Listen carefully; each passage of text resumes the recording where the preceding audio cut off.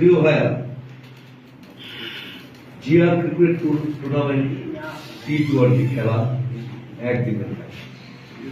বরিশাল বিভাগের সমস্ত খেলোয়াড়দের জড়ো করে দুটি টিমে ভাগ করে এই খেলা অনুষ্ঠিত।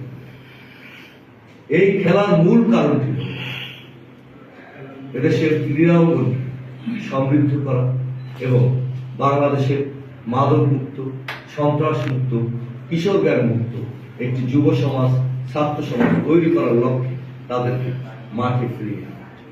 এর কারণেই আমাদের এই ক্রীড়া অনুষ্ঠানের মূল চিন্তা হচ্ছে এই ক্রীড়া অনুষ্ঠানে উপস্থিত থাকবেন বাংলাদেশের শ্রেষ্ঠ একসময় গোলরক্ষক, জাতীয় ফুটবল টিমের সম্মানিত অধিনায়ক, নির্যাতিত নিপীড়িত জননেতা জনাব আমিনুল ইসলাম, যিনি বিএনপির কেন্দ্রীয় নির্বাহী কমিটির ক্রীড়া সম্পাদকের দায়িত্ব পালন করছেন। বাংলাদেশের প্রথম সেঞ্চুরিয়ান ক্রিকেট অঙ্গনের উজ্জ্বল নক্ষত্র মেহরাব হোসেন ওপি এই ক্রীড়া অনুষ্ঠানে উপস্থিত থাকবেন।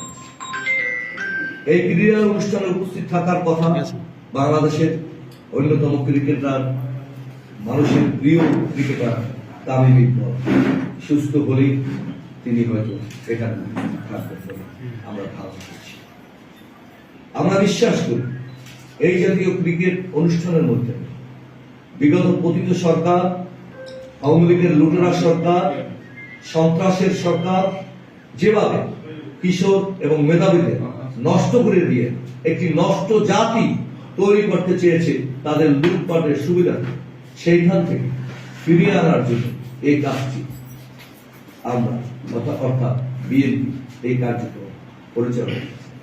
যদিও খুব অল্প মানুষ নষ্ট হলেও অধিকাংশ ছাত্র, যুব সমাজ, এদেশের গণতন্ত্র, এদেশের মানুষের মঙ্গল, এদেশের এই স্বৈরাচারী পতনে তারা অবদান রাখছে বিদায় 24-এর বিপ্লব হয়েছে এবং তারা আত্মহত্যা দিয়ে এই স্বৈরাচারী শেখ হাসিনাকে অর্থাৎ পালিয়ে যেতে বাধ্য করেছে।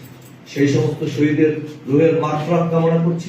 পাশাপাশি আপনারা এই অনুষ্ঠানটি কাভার করে বিগত 17 বছরে আমাদের দলের বহু নেতাকর্মী শহীদ হয়েছে, গুম হয়েছে এবং এই আন্দোলনের মধ্যে দিয়ে যে বিজয় অর্জিত হয়েছে 24-এর আন্দোলনের মধ্যে দিয়ে সেই সমস্ত যুব সমাজের যে আকাঙ্ক্ষা, একটি স্বনির্ভর বাংলাদেশ গড়ার যে আকাঙ্ক্ষা, একটি শোষণমুক্ত বাংলাদেশ গড়ার যে আকাঙ্ক্ষা, সেই আকাঙ্ক্ষা বাস্তবায়ন আপনারা সহায়তা করবেন বলে আমি বিশ্বাস করি।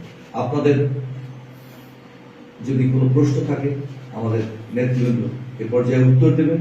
আমরা মূল বিষয়টি আপনাদের সামনে হাজির করলাম। আগামী দিন সকাল 10টায় আমাদের এইখানে এই ক্রিকেটটি অনুষ্ঠিত হবে। আপনারা সবাই আমন্ত্রিত এবং এই বিষয়ে আরো কিছু জানার থাকলে আমরা আপনাদের সাথে কথা বলতে চাই।